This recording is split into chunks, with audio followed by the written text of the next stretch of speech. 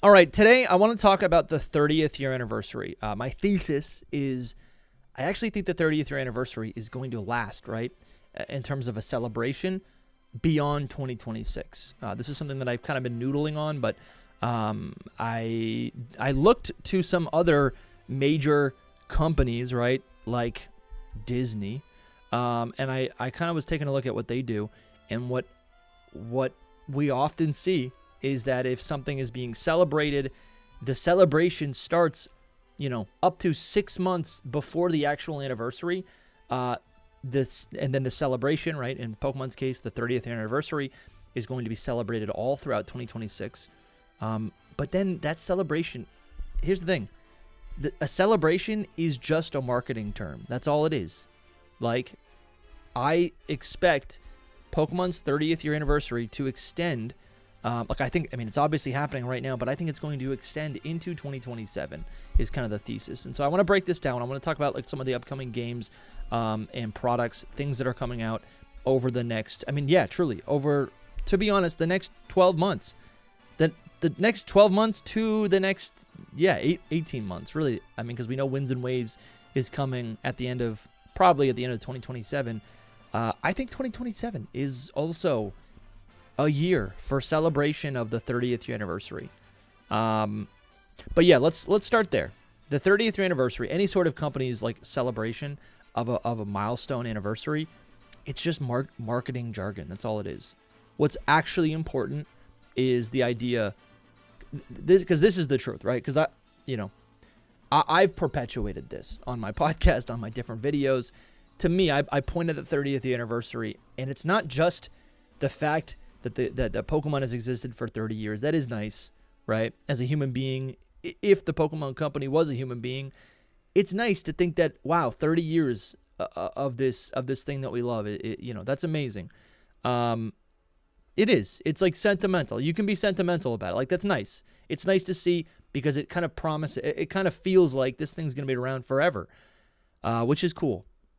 But in terms of this is what I want to talk about. In terms of having expectations for the 30th year anniversary of Pokemon, and in regards to, and kind of having expectations that like we need to get a massive game on the 30th year anniversary, I don't think that's as important as the other things that were always mentioned hand in hand with when we talked about and anticipated the 30th year anniversary over the last 4 years or whatever, right?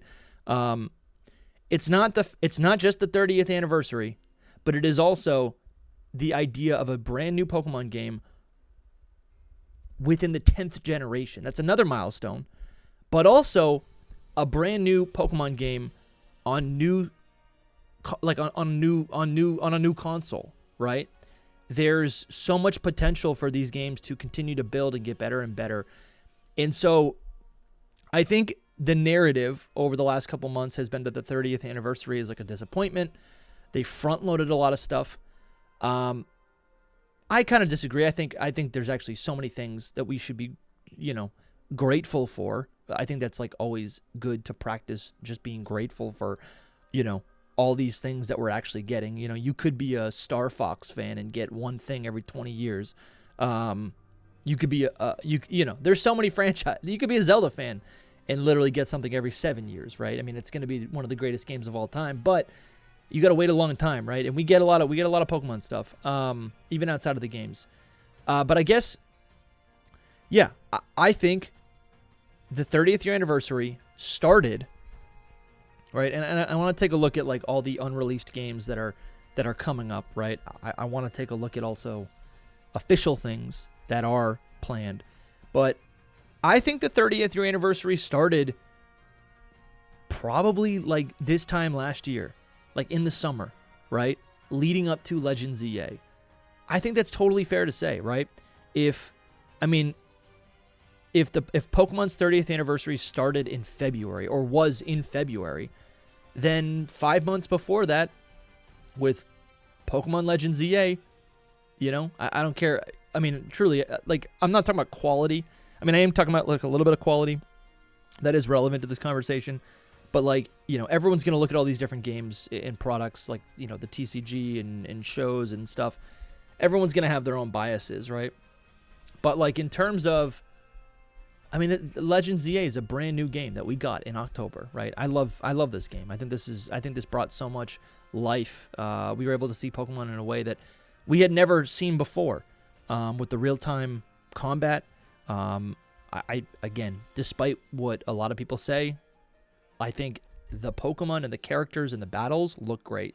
I think a lot of the not the world, not the visuals of the world, but the concepts, the concepts of Legends ZA. Whatever, I'm getting off topic. Legends ZA is a brand new game in October, right? That's wonderful. That's to me the beginning of the 30th year anniversary. A couple months later, we get Mega Dimension, right? That's DLC for a mainline Pokemon game. That's exciting. A couple months later, we actually celebrate the 30th anniversary with Pokemon Day, and we get the announcement of Winds and Waves. That is super exciting. And I think this is kind of the crux of it. Like, this is, what is making me realize this is that Winds and Waves coming out in 2027 means that I think literally this game is like the 30th anniversary is just going to be used as a marketing term and extended all throughout, even into next year. I didn't mention it, but we got Fire Red and Leaf Green ports. I think that is significant. That is something. And there was like additional content in that. We got Pokopia. We've got Pokemon Champions. Like, there is so much stuff that is released. So many games from October 2025 until April 2026. And everyone wants to say Champions is a, living game. It is. Then that's a game. Never mind, the celebrations in Pokemon Go, the celebrations in TCG Pocket, the celebrations in Pokemon Sleep. I'm not even saying that those things are need to necessarily excite you, but as a Pokemon fan, those are Pokemon products. Also, I've been enjoying the TCG more recently, and I'm realizing there are so many incredible sets, and we're having one of the biggest booms in the TCG space, literally ever. And it's all culminating around the 30th year anniversary. There's a new 30th anniversary set coming out, which does look kind of sick. I want to get some nice Gen 2 era reprints of cards. That's gonna be sick. Pokepark Kanto was announced again last year, and I think that might even be happening literally this weekend, or that's been out. But that's like a new park in Japan, right? We're supposed to be getting Pokopia DLC within the next year. Like, this all feels...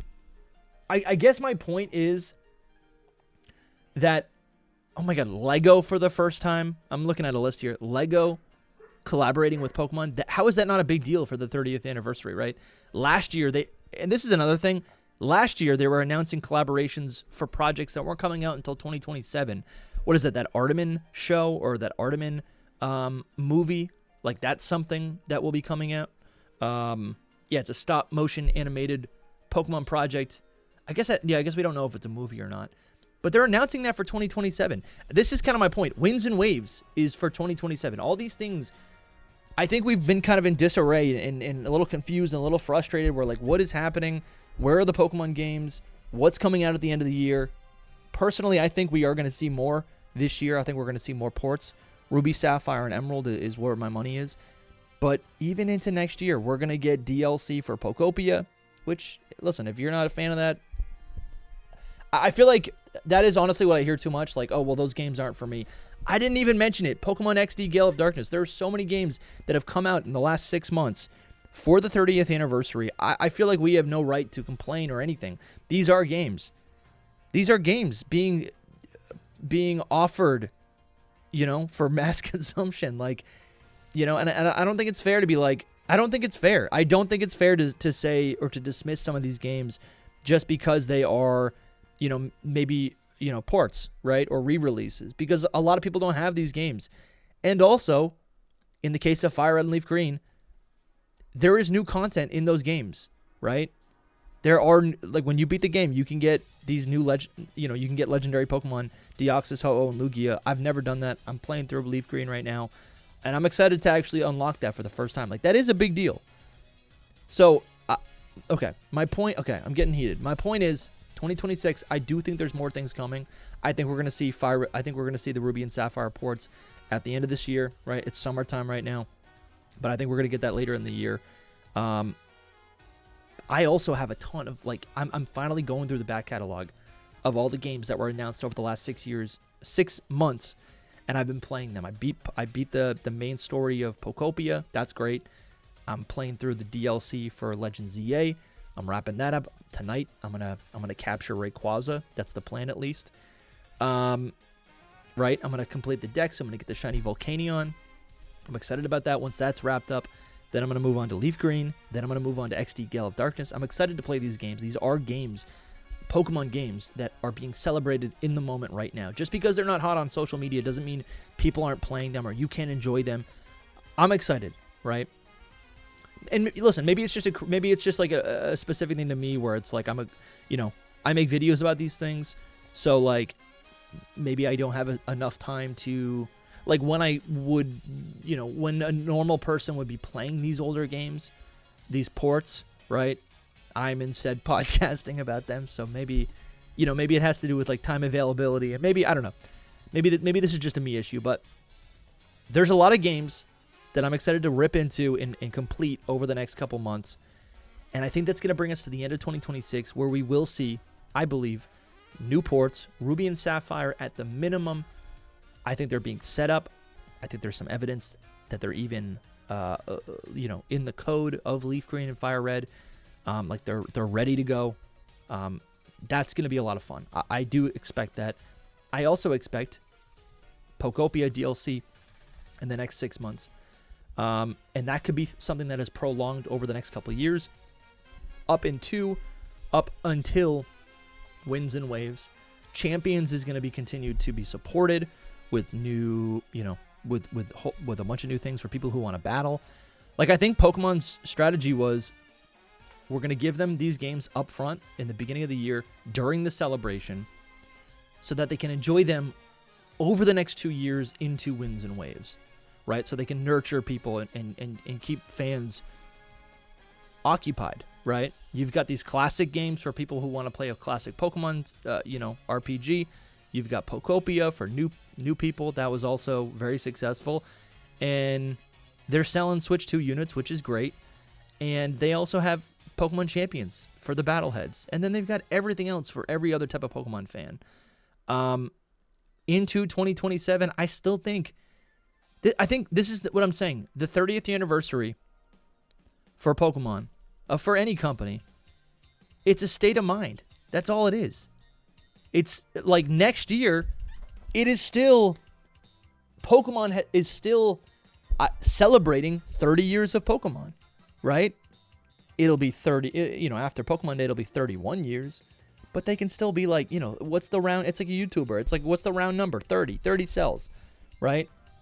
You don't say 9. You don't say 9.5. You don't say 11. You say 10. You say over 10. Nearly 10. 10. It's just a round number. That's all it is. And so I think throughout 2027, listen, Pokopia DLC, more Winds and Waves news, right, on Pokemon Day. Maybe Emerald gets ported. I think we're going to get Coliseum. Pokemon Coliseum. Easy peasy. We could see another random game. And then there's this whole looming idea of, DS ports. Like, that is something that definitely could happen. And I don't know if that's going to happen next year or maybe the year after. That will happen. DS ports on Switch 2 will happen. It's the Switch 2. Dual screen, 2 screens. I think there's a patent right now online. Should I look this up?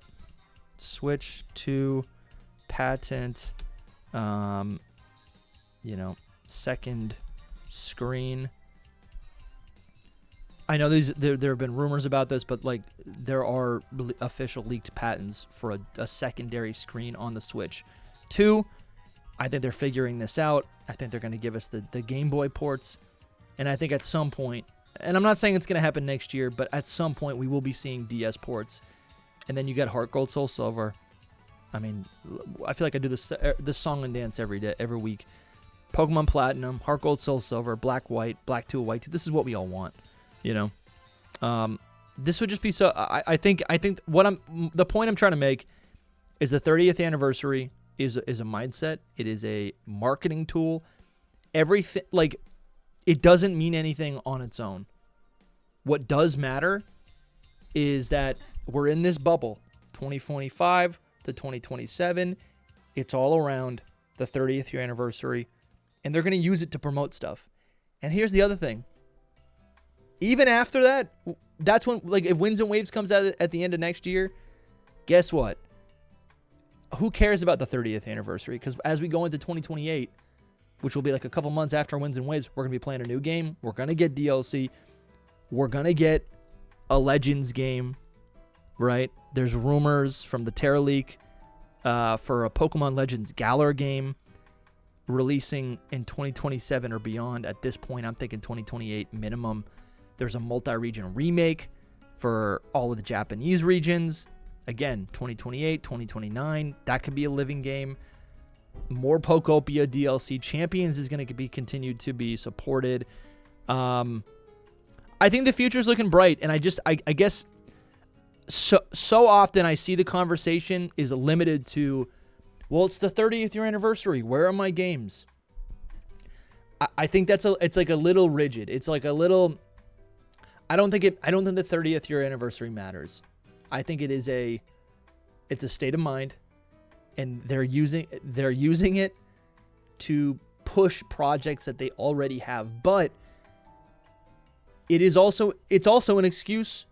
It works the other way, where it's also an excuse to push out old projects that will have more cachet and feel more significant because everyone's in their feels, right?